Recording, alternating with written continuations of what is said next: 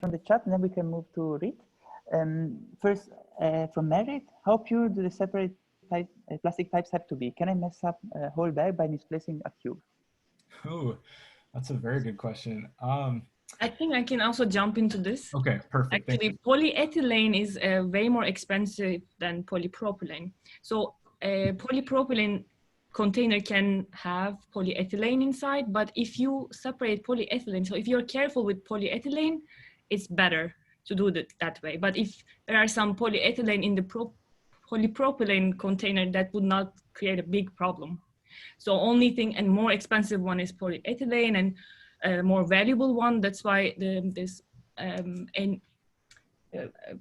how do you say, non-profit organizations actually focused on polyethylene because it gives them more turnover, obviously. So you wouldn't mess up if you put polyethylene in the polypropylene, but you have to be careful with the polyethylene container. But I think if I understand it right, the actual process itself wouldn't necessarily be affected so much. It's more about the economics behind it, which is definitely, yeah. Mm-hmm. Last question from Niels. Maybe I missed something, but if you autoclave before recycling, how is the energy cost? Is it worth the energy cost? That's a great question that we have begun considering as well. And we don't have an answer for that yet, but that's something we're trying to incorporate into the pipeline of how we do this. Another way to look at that, though, is whether or not you recycle that plastic. If it's been in contact with biological material, you will have to autoclave it. So at the end of the day, it's going to be autoclaved one way or another. And so then the question becomes, do we recycle it after it's autoclaved or do we not? But you've got an excellent point there that autoclaving is a very energy intensive task to do. But in this particular case, it wouldn't matter if we were recycling or not. So we haven't really looked into that too much yet. I hope that makes sense. Okay, thank you. Looking forward to progress and also to the pipeline. So I guess thank you, Logan, very much for this very interesting talk. And we can move forward to Riet. Now we can see you. We can see you. Yeah. Now I get. Yes, please go ahead. Thank you, Riet. Okay. Good. I will tell you a bit more about how we set up a sustainability policy at Ghent University. We started with our policy, sustainability policy in 2012.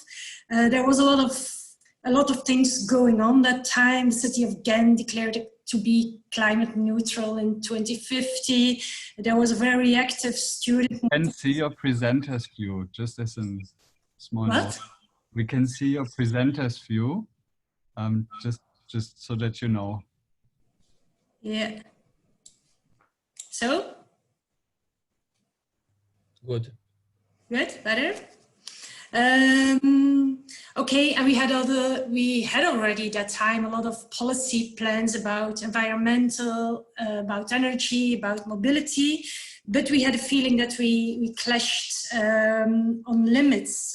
We needed much more money to build nearly zero energy. We needed to touch the car, and that was all very difficult. So we decided to write a long-term vision for sustainability. For the organizations, for the daily operations, we had some experience with that, but also for the education and for research, because that's the core business of Ghent University, of a university. And the important thing is that previous plan I've written by myself, but that plan must have much more impact, so we needed much more people to write it together with me, and we launched a campaign. We launched a campaign to ask people who want to write a long-term vision about sustainability together with the Department of Environment. And it was a big success. At the first time, 100 people came to join us. And the important thing, or the important advice I have, is that you have to look that you not only have the greenest girl or boy of every department with you, but that you also have experts and policy makers in your group to have more credibility. So we grow and grow, and now we form a think tank of more than 200 people. And that's the process we followed. First, we analyzed which initiatives already existed in terms of sustainability. We formulated appealing targets for education, research, mobility, foods, purchase, energy, and we worked out transition paths. We proposed short-term actions, experiments, and policy instruments, and we all published that in a memorandum. We made a lot of noise about it. It was a nice publication. We made a lot of noise about it, and we invited ourselves on a lot of commissions, platforms, and that led to two things. A lot of the experiments or short-term term actions we had proposed were just picked up by the people who were in charge with it. And the second thing was that sustainability policy became part of a strategic plan of the university. So that was a big thing, and that was because of the pressure of all these people, these students, the members of the board who we had convinced to join our think tank because of the pressure of the experts. So that's the vision of Ghent University. Interesting, but nowadays I guess every institution of company has a nice sentence like that. More interesting is of course what's behind it. We have now a sustainability commission, and the vice rector is head of this commission. Because sustainability became a part of the strategic plan of Ghent University, we got money for one more staff member, and for, in the beginning, 40,000 euros. So what we did with that, because that was not so much, we have already an environmental department of 10 people, we got already a budget, a working budget. Our task is to advise other departments to get money for building nearly zero energy buildings and things like that. So it was not that much that we got for a strategic option of Ghent University. So we decided to create a green office, 40,000 euro for applying 10 students and one full-time equivalent for the green as a green office officer coordinator. So that was a very big thing.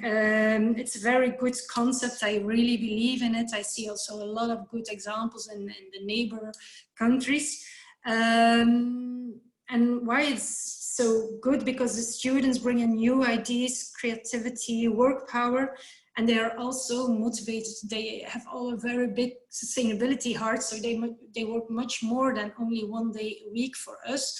And on the other hand, they can work more effective working in a green office, because we can link them with the right persons. We can give them immediately the right information, the right history, so they can make more progress.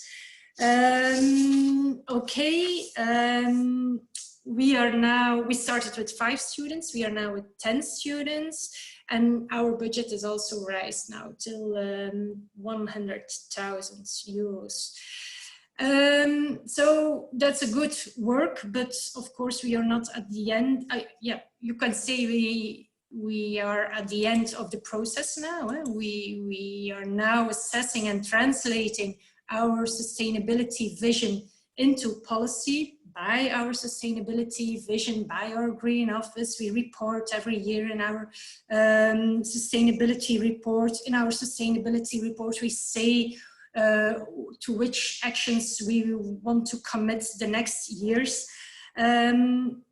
But can we stop now and lean backwards? Of course not. We are proud of our policy. We report everything in that sustainability report, but even this is too slow, too careful, too conservative. In our commitments, we also think only a few years ahead, while growing to these transition goals, you need much more. You need to think 10 years ahead, or maybe 20 years ahead. You need to change systems. You don't need only small action points. So we believe that we have to keep the pressure on, and yeah, so we think we have to keep the pressure on our sustainability policy by things as Green Office, as Transition Ghent, as activism, action, and so on. I give some examples like mobility.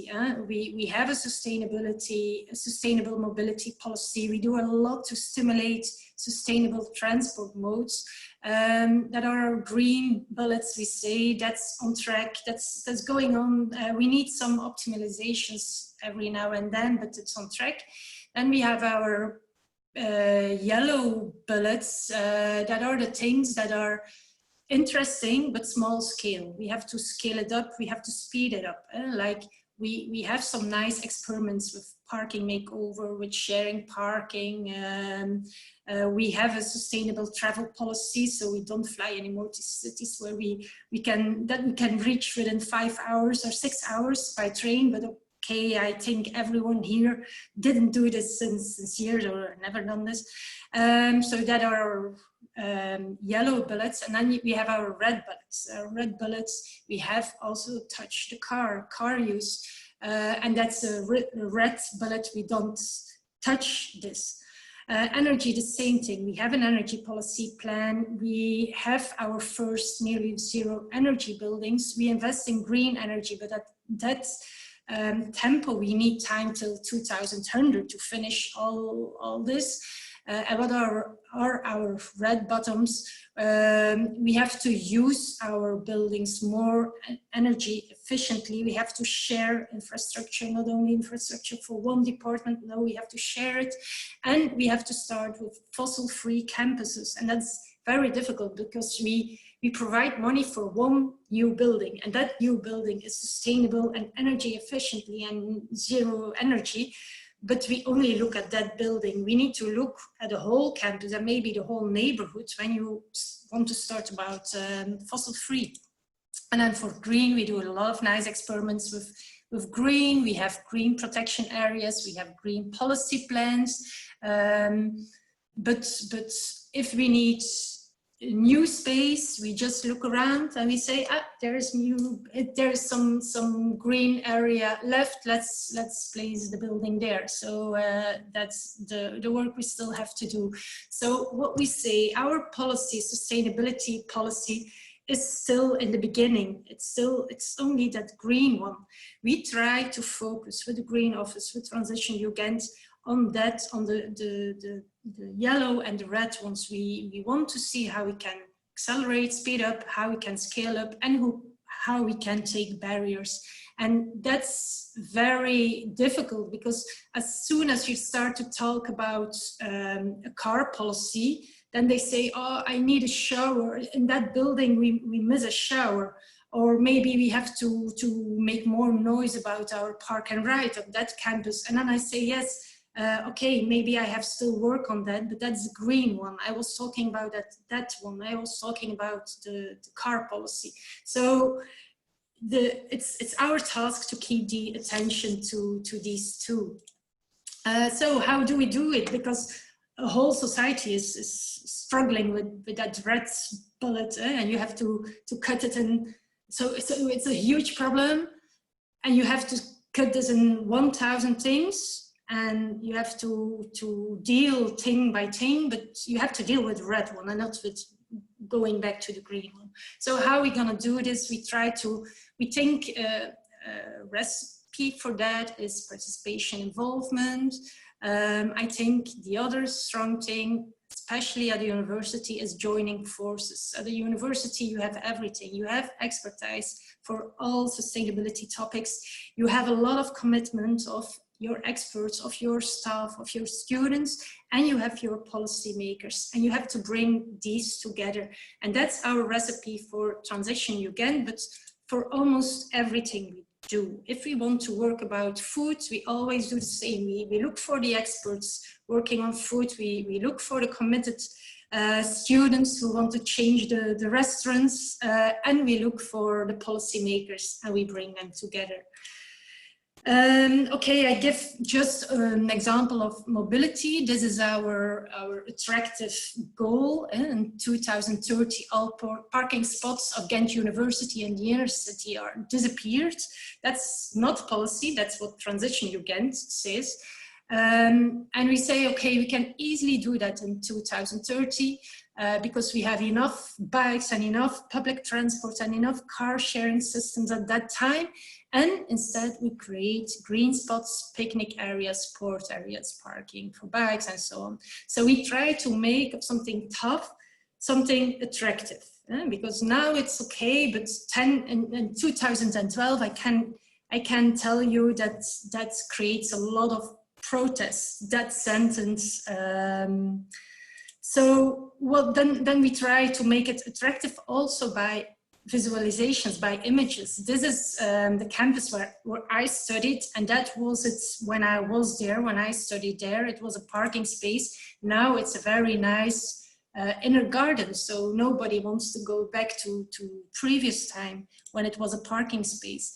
So we make our goal attractive, and then we pointed out a transition path, and then you see that was an example of a transition path. I even haven't translated, but it's because it's not so important. But see how many V's you already see. So by making noise, by telling about your short-term actions, your actions for tomorrow, everything started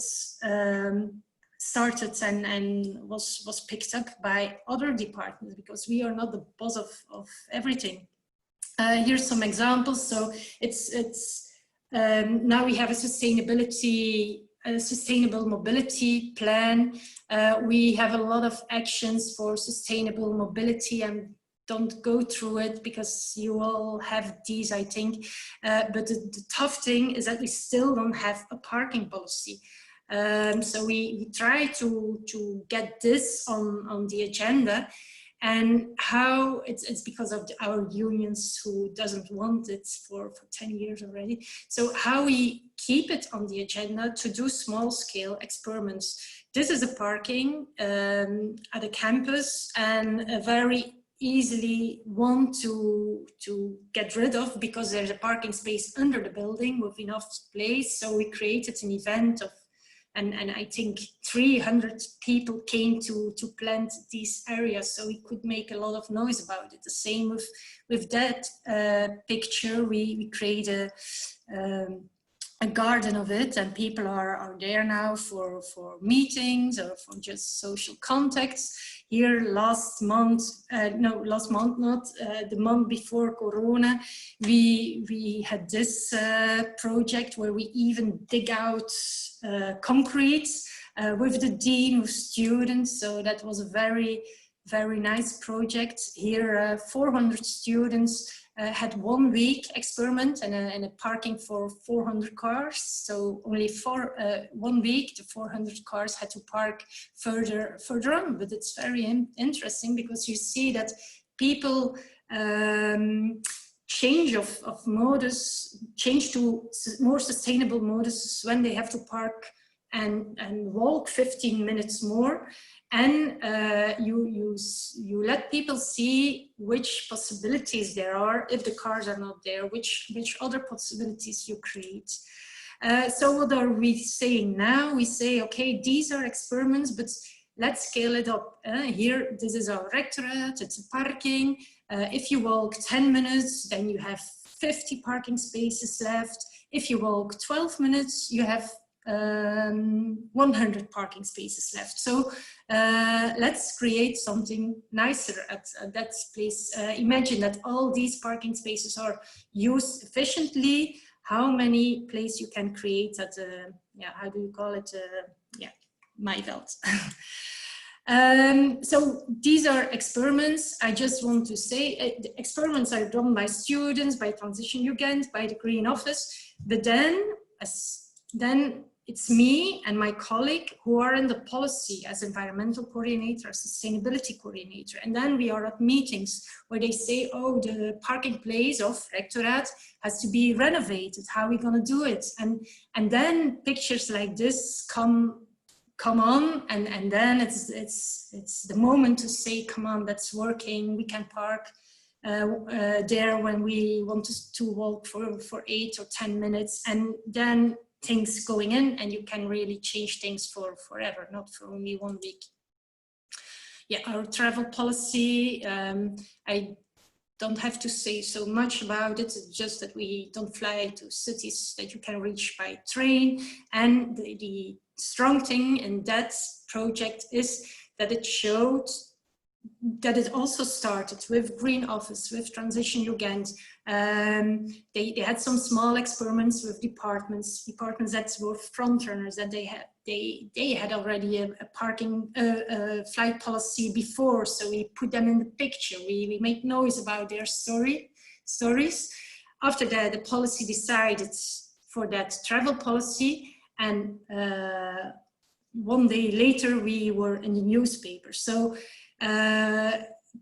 still now, it's 2 years ago, people are calling me and asking me, what was your process? What was your reaction? What was the struggling? And then I always say, this project shows me that we think a lot about all things that can go wrong and all people that will be against it.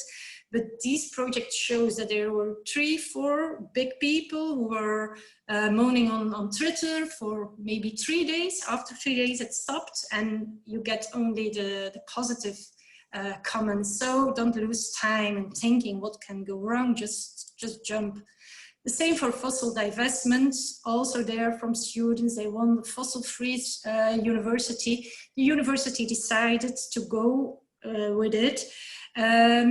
So the strong thing was that they set up a commission with policymakers, a director, but also with me, also with student activists, also with the NGO. And that was the strongest thing. We opened our doors also for activism.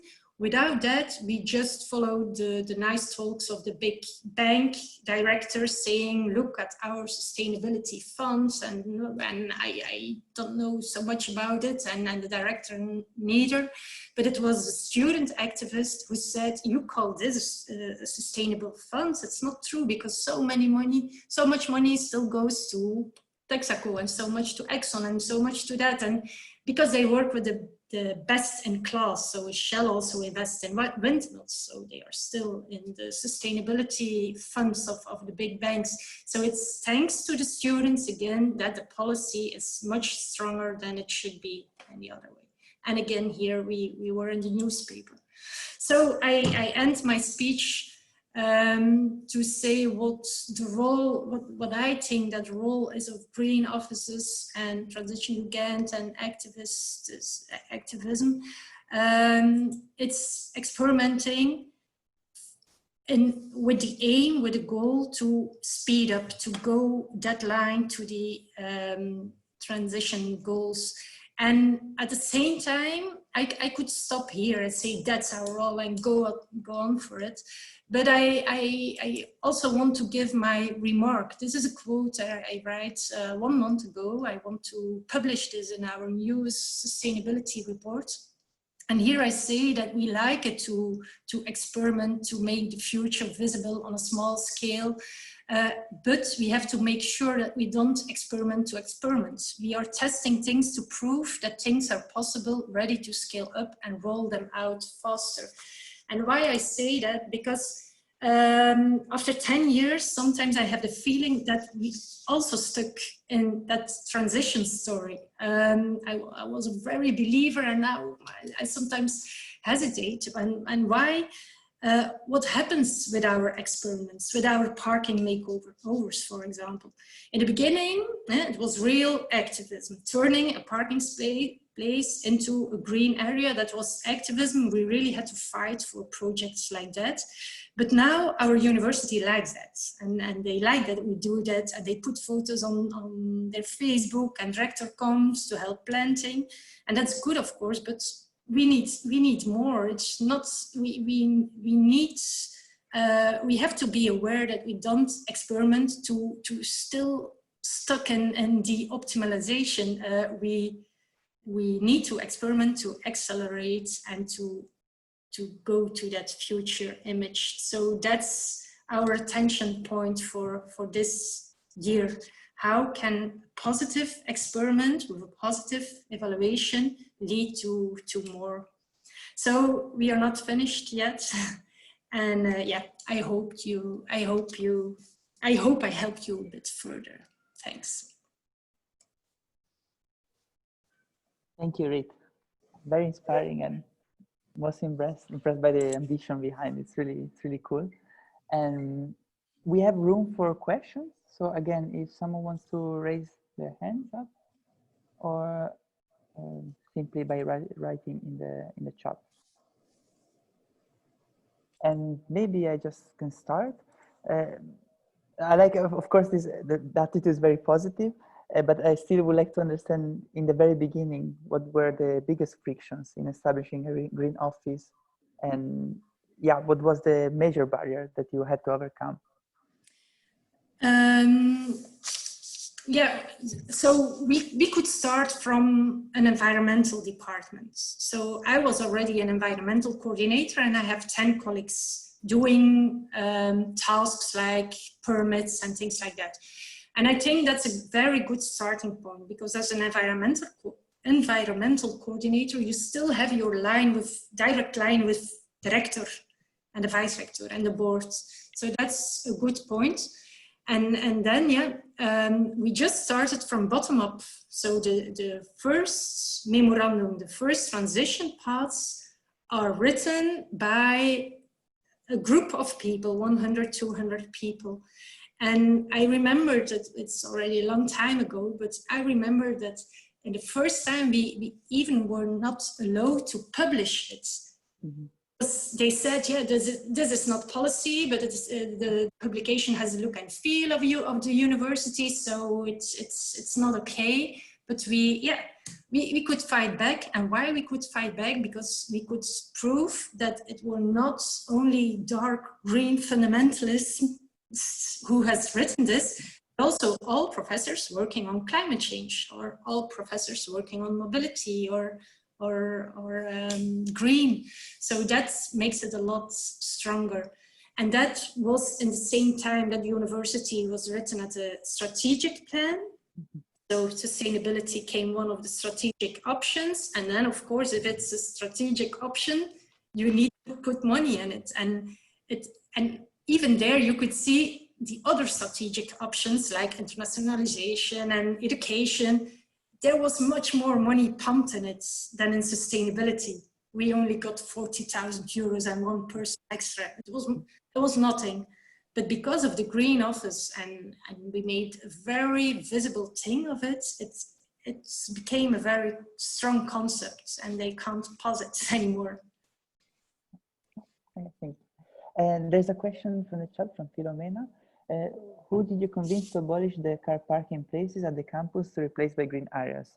The directors, city council? Did it involve investment to build up parks elsewhere? Yeah. How we can convince the people? Yeah, that's also a very nice story, because I've showed you that picture of that empty parking space. So I'm here for 20 years, so I know areas like that. I know them well. But if I should go in my own to the dean or to our board, then it shouldn't work. The deans should say, oh no, that's necessary because there are clients coming for psychological experiments. So no, we are not gonna do this. If I should go to my boards, they should say, yeah, maybe that's a nice thing, but it's not planned. It's not in our investment plan. So maybe later. So what I do, I put on my other casque, and I go to the students, and I go to an environmental commission, a group, an environmental working group at that campus. And I try to stimulate them. I think, shouldn't it be nice if that should be a garden? So within no time, they are enthusiastic. The students think, oh, that's nice. And then we organize also a swap shop, and we can ask the professors to bake cake bakeries during the planned action. Okay, so I have the enthusiasm of this group, the local group, Then I go to the green man here in the central administration, and I ask him to just in a free time, in a free moment, to draw what can it be when it should be greening. So he makes a visualization, and then together with the enthusiasm of the group there, together with that visualization, I go to the dean and I ask, shouldn't that be a nice thing? And then my question is only 2 minutes away and I get an answer. And with that and the answer of the dean, the okay of the dean, I go to the board. And then the board, they say, it was a project of 8,000 euros or something like that. We can really find this in an investment plan. So we got it. So it's really bottom up and yeah, going to the right persons who can change it. And in every department and every faculty, you have these persons, and it's not only the director you need, it can be the level below, or just a key person, a person who people are listening at, that can be crucial in processes like that. But that's a way that works. But of course, that's also a bit my frustration. I always have to wait for an opportunity like that and a right person like that. And I think we are now at a point where I don't need that process anymore, because we have proved already in 4 or 5 experiments that it worked. So let's just do it now. Thank you. There's a question from Ricardo, and I will unmute him in a second.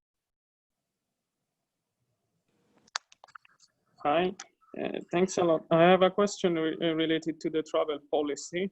I could read on your slide that you do some CO2 compensation somehow. What kind of initiatives do you have in this direction? How do you do that? We now ask 15 euros per ton CO2, and we work together with CO2 Logic, and that's a compensation funds, and they are funding projects in the south. Our travel policy, I've called from the beginning, the first steps towards sustainability policy, a sustainable travel policy. Because 15 euros is really nothing. It's 50 or 60 euros extra when you fly to Australia. So it's nothing. It has to be 10 times more to be really effective.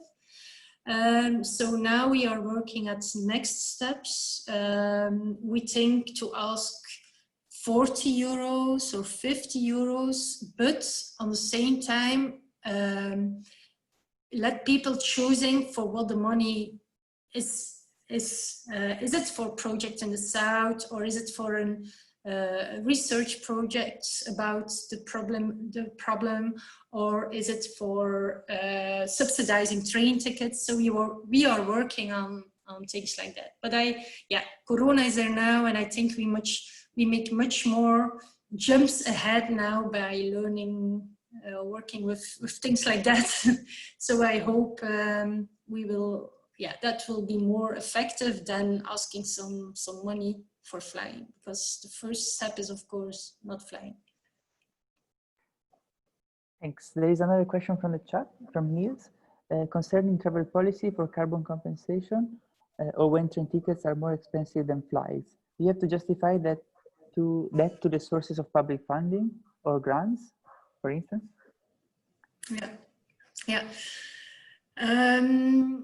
We have small letters in our travel policy that if your train ticket is more than 100 euros more expensive, you can still fly it. But in the 2 years, nobody has used this argument because of the positive communication. Ghent University doesn't fly to cities nearby. At the same time, we also work together with FWO. No, of course, you don't know this. This is a Flemish funds, research funds. And in the beginning, they didn't want to pay for the CO2 compensation, for example, or for people who said, I'm not gonna fly to, I don't know, very far, China. I don't know if it was China, but something very far, because that's too far. You don't get refunds for your train ticket. But now they aligned their policy to our policy. So you also see that also the other universities of Flanders follow the same line. So everyone is following now, and then it's a good thing that you were the front runner, because you got all the positive publicity and the others follow. The first time I was talking about a sustainable policy, it was in the first memorandum. So the non-believers said, oh, and I see here that they want to ask CO2 compensation, and Leuven, and the other university of Belgium will win with this, because our flights will be much more costly. But yeah, if everybody follows no and asks the same compensation, you don't have that point, of course. Okay, thank you. There is no more questions. So thank you, Riet. Thank you. Okay. Thank you also, Logan. Great talks, great discussions. Now, just for everyone to know, we are working on a website. So soon we will also be able to share the materials from speakers. So Riet and Logan, if someone wants to get in contact with you, they can also do it via us. And yeah. Thanks again. For everyone, I would like to remind you that more talks are coming in the future. Next one will be in September, and we will announce it soon. Thanks again, everyone, for joining, and have a good evening. Bye-bye. Thank you.